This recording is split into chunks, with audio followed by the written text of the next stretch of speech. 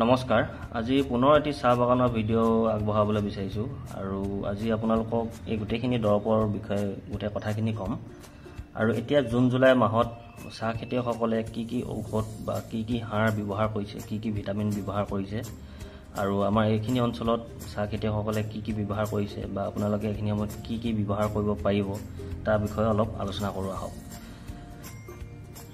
এইটো যোনটো আপোনালোকে দেখিব পাইছে গ্ৰোমাৰ স্প্ৰে লিখা আছে NPK হয় এটো আপোনালোকে এইখিনি সময়ত NPK ব্যৱহাৰ কৰিব পাৰে যেহেতু ইউৰিয়া সুপাৰ ফসফেট পটাছ বাগানত দিয়াটো এই তিনটা বস্তু দিয়াটো অত্যন্ত জৰুৰী আৰু আজিকালি এই তিনটা সাৰ পাবলৈ অলপ কঠিন হৈ গৈছে শৰ্টেজ হোৱা বা এবাবে তা হলনিত কি সাৰ দিব পাৰে তাৰ বিষয়ে অলপ আলোচনা কৰোঁ।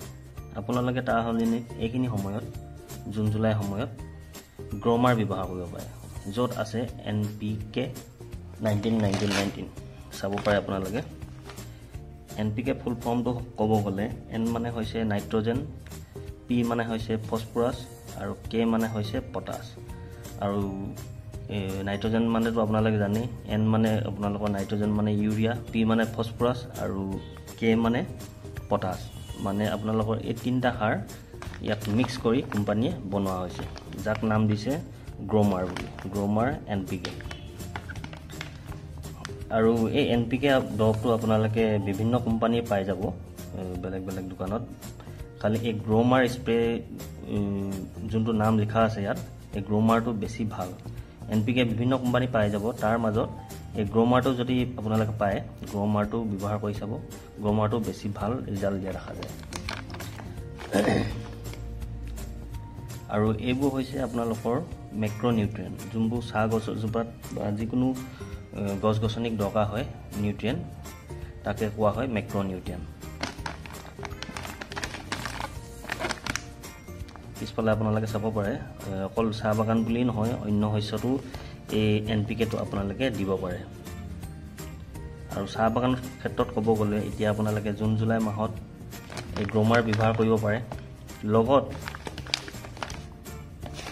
আপোনালোকে বৰণটো মিক্স কৰিব পাৰে বৰণটো হৈছে মাইক্ৰনিউট্ৰিয়েন্ট হয় যোনটো গছ এজোপাক দৰকাৰ হয় মাইক্ৰনিউট্ৰিয়েন্ট হেতু বস্তু হয় বৰণ 10% এই দুটা আপোনালোকে মিক্স কৰি চাহ বাগানত এতিয়া দিব পাৰে লগত এই জিংটো দিও বুলি পাৰে জিংও আপোনালোকৰ মাইক্ৰনিউট্ৰিয়েন্ট ভিতৰতে পৰে খালি অত্যাধিক যদি গৰম পৰে বা ৰ'দ পৰে বা বেছি গৰম পৰিলে আপোনালোকে জিংটো ব্যৱহাৰ কৰিব নালাগে আৰু এনে নৰ্মেল বতৰত আপোনালোকে গ্ৰোমাৰ আৰু বৰণ দুইটা মিক্স কৰি স্প্ৰে কৰিব খুব ধুনীয়া পাতৰ প্ৰডাকশ্যন পাব যেহেতু NPKটো গোটেইকেইটা বস্তু সোমাই আছে ইউৰিয়া তাৰপিছত ফসফৰাছ পটাছ সেইবাবে এই দুটা ঠিক ইউৰিয়া পটাছৰ দৰে কাম কৰিব।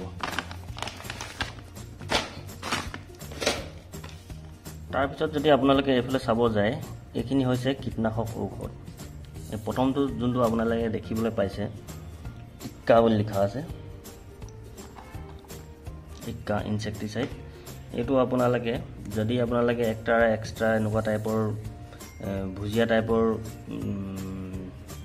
কেমিকেল বিলাক যদি ব্যৱহাৰ কৰি আছে বাগানত মহৰ কাৰণে হেলোপলিটিক্সৰ কাৰণে যদি সেইবোৰ কাম নাই কৰা বহুতে মাৰিছে যদি বৰ বেছি দিনলৈকে কাম নাই কৰা তেন্তে আপোনালোকে এই দৰবটো মাৰি চাব পাৰে ইক্কা ইনসেক্টিসাইড বাগানৰ মহৰ বাবে খুব ভাল কাম কৰিব আমাৰ এফালে কৃষকসকলে মাৰিছে খুব ধুনীয়া ৰিজাল্ট দিছে যেনেও 20-25 দিনলৈকে মহৰ প্ৰব্লেম দেখিব পোৱা নাযায় বাগানত অকল মহ বুলি নহয় বেলেগ পোক পতংগও মৰে আপোনালোকে পিকচাৰত চাব পাৰে বগা মাখি তাৰপিছত এইবোৰ ফৰিং জাতীয় তাৰপৰা এইবোৰ মোৱা পোক ৰঙা পোক বিভিন্ন টাইপৰ পোকবোৰ মাৰিব পাৰি নামটো হৈছে ইক্কা ইনসেক্টিসাইড তাৰপিছত কোম্পানী হৈছে KR life science private limited আৰু ইয়াৰ সাইজটো হৈছে 100 গ্ৰাম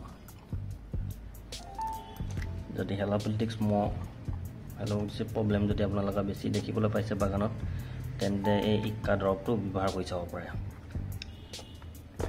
তাৰপিছত এইফালে তিনটা আছে এইটো হৈছে আপোনালোকৰ ভিটালক্স বুলি কয় আৰু ইয়াৰ যদি কেমিকেল কম্পোজিশন কথা ক'ব যাওঁ ওপৰত লিখা আছে কুইনেল ফোস 25% EC এই দৰৱটো আপোনালোকৰ বাগানৰ লুপাৰ জোক পোক কেটাপিলাৰ মূলীয় যদি পোক ওলায় বা এনেকুৱা পোক যদি আপোনালোকৰ বাগানত দেখিবলৈ পাইছে তেন্তে তেনেকুৱা পোকবোৰ মৰা কাম কৰে।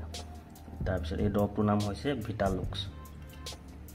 ইয়াৰ সাইজটো হৈছে 1 পোৱা সাইজৰ হয় ভিটালুক্স। তাৰপিছত লাষ্টত আৰু দুটা আপোনালোকে দেখিবলৈ পাইছে, এইটো হৈছে উইল'মাইট, তাৰপিছত এইটো হৈছে কেজাইট। এই দুটা দৰৱ আপোনালোকৰ মিটিকেট টাইপৰ হয়। যোনে লাল পোকৰ ক্ষেত্ৰত মিটিকেট ব্যৱহাৰ কৰি পাইছে তেওঁলোকে জানে, কাৰণ ইয়াৰ কেমিকেল কম্পজিশ্যনকেইটা একে। প্ৰপাৰজাইট 57% EC, তাৰপিছত ইয়াৰো কেমিকেল কম্পজিশ্যন ছেইম। ইয়াৰ নামটো হৈছে উইল'মাইট। ইয়াত ওপৰত লিখা আছে, এইটো চাব পাৰে, প্ৰপাৰজাইট 57% EC। এইকেইটা 1 পোৱা সাইজৰ হয় লাল পোকৰ কাৰণে। আৰু লাল পোকৰ আগত মই বিভিন্ন ভিডিঅ' বনাই গৈছোঁ, তাত মানে এইকেইটা দৰৱ দেখুওৱা নাছিলোঁ। মিটিগেট, মাষ্টাৰমাইট এইবোৰ দেখাইছিলোঁ। খালি একেই, এইবিলাক চব কেমিকেল কম্পজিশ্যন একেই যদিও মানে কামো একেই, মিটিগেটৰ নিচিনা, মাষ্টাৰমাইটৰ নিচিনা। এইকেইটা দেখুওৱা নাছিলোঁ আগতে, সেইবাবে আজি আপোনালোকক দেখালোঁ। ইয়াৰ নাম হৈছে উইল'মাইট, ইয়াৰ নাম হৈছে কেজাইট। তাৰপিছত আপোনালোকে লাল পোকৰ ক্ষেত্ৰত যদি পাউডাৰ দৰৱ ব্যৱহাৰ কৰিম বুলি ভাবে, এইকেইটাটো লিকুইড আছিলে, যদি পাউডাৰ দৰৱ ব্যৱহাৰ কৰিম বুলি ভাবে, বহুত মানুহে চিনি পাব পাৰে, নাপাব পাৰে, এইটো আপোনালোকে ব্যৱহাৰ কৰি চাব পাৰে। লাল পোকৰ ক্ষেত্ৰত খুব ধুনীয়া কাম কৰিব। ইয়াৰ নাম হৈছে ডাষ্টুৰ। আগৰ ভিডিঅ'সমূহতো দেখাইছিলোঁ মই।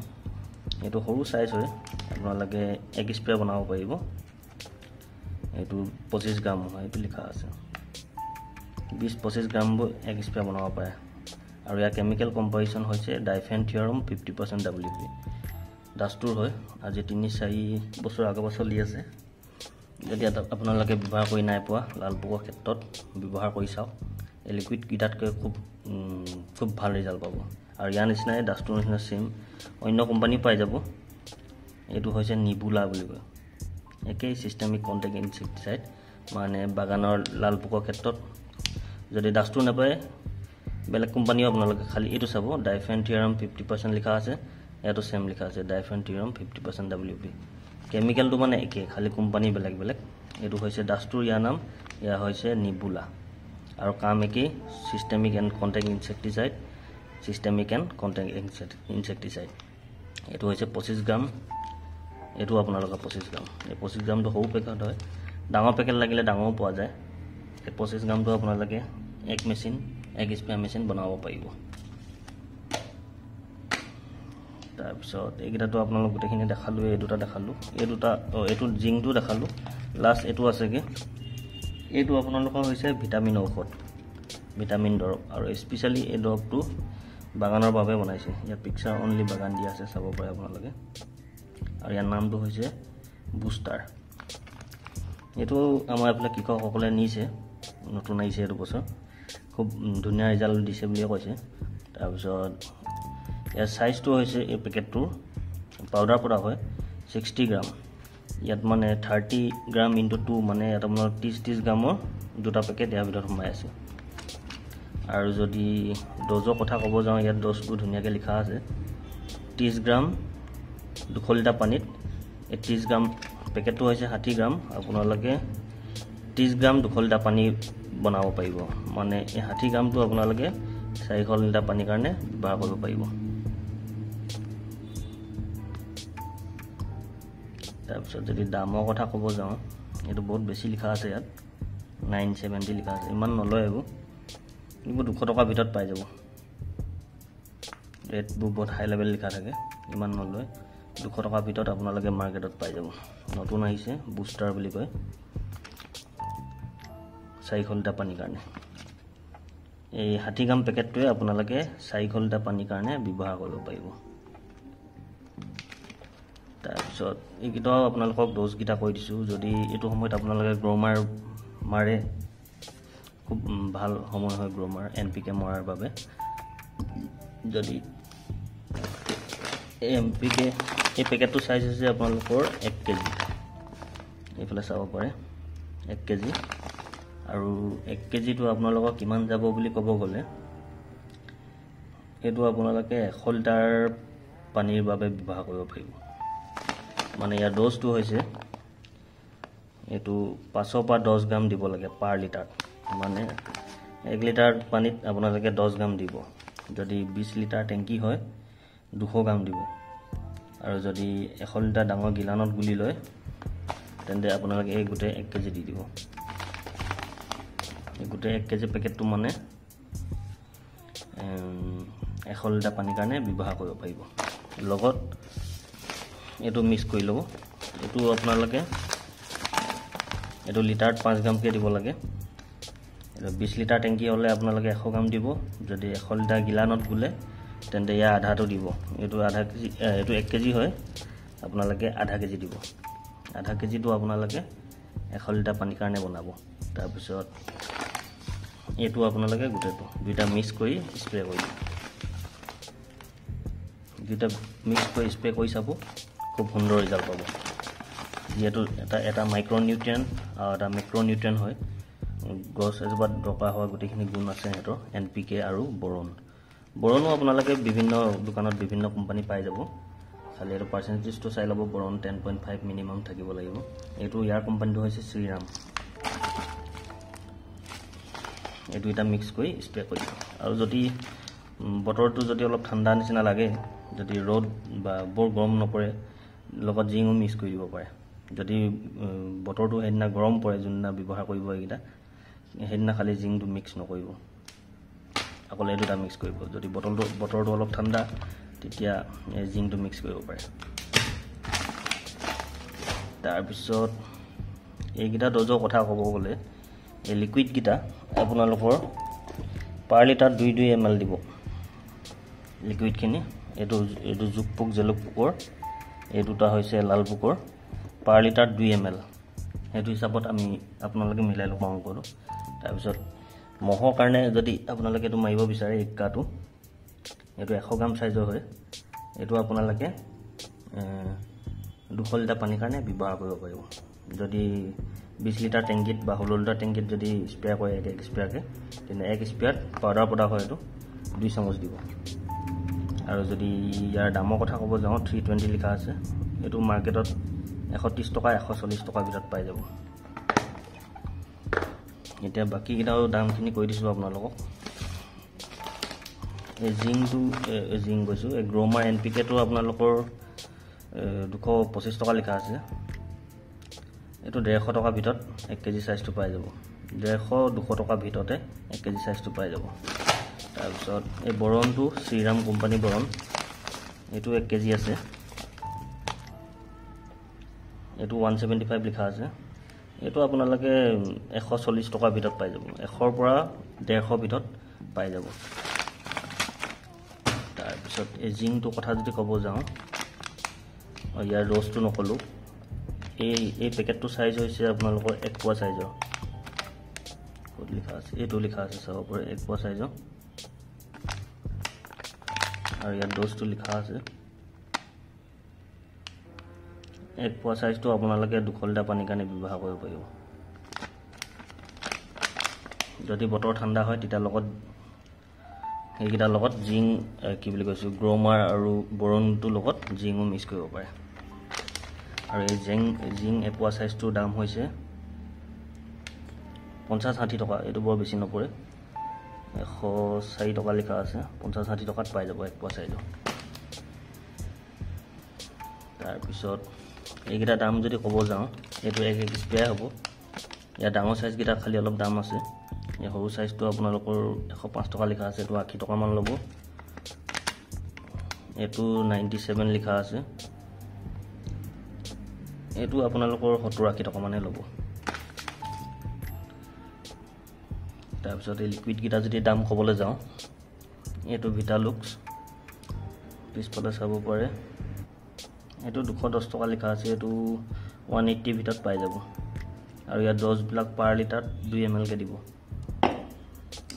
আৰু এইবোৰ লাল পোকৰ 1 পোৱা সাইজৰ আপোনালোকে মাৰ্কেটত 300 টকা ভিতৰত পাই যাব 431 লিখা আছে তাৰপিছত এইফালে 500 কিমান লিখা আছে এইকেইটা আপোনালোকে 1 পোৱা সাইজৰ হয় 1 পোৱা সাইজবোৰ আপোনালোকে 300 টকা ভিতৰত পাই যাব তো বন্ধুসকল আজি ইমানে আছিলে আপোনালোকক এই গোটেইখিনি দৰৱৰ বিষয়ে গোটেই কথাখিনি ক'লোঁ এতিয়া জুন জুলাই মাহত আপোনালোকে যদি সাৰ চাৰ যদি পাই যায় সাৰ চাৰ ব্যৱহাৰ কৰিব পাৰে যদি নাপায় তেন্তে NPK গ্ৰোমাৰ লগত বৰণ এই দুটা মিক্স কৰি স্প্ৰে কৰিব পাৰে খুব ধুনীয়া ৰিজাল্ট পাব ধুনীয়া কোৱালিটি পাত পাব যদি বতৰটো ঠাণ্ডা হয় তেতিয়া লগত জিং মিক্স কৰিব পাৰে এই তিনিটা মিক্স কৰি দিলে বেছি ভাল খালি জিংটো গৰম বতৰত অধিক গৰমত দিব নালাগে এইখিনি হৈছিলে সাৰ বা ভিটামিনৰ বস্তু এইটো হৈছিলে এইটো ভিটামিন ইয়াৰ বিষয়টো ক'লোৱে এইখিনি হৈছে কীটনাশক ঔষধ এই দুটা লাল পোকৰ এই দুটাও লাল পোকৰ এইটো হৈছে জোক পোকৰ তাৰপিছত এই ইক্কাটো হৈছে আপোনালোকৰ মহৰ বা হেল'পেল্টিক্স বেমাৰৰ তো বন্ধুসকল আজি ভিডিঅ'টি ইমানে আপোনালোকক এই গোটেইখিনি দৰৱৰ কথা ক'লোঁ তেন্তে আজিলৈ ইমানতে সামৰিছোঁ ধন্যবাদ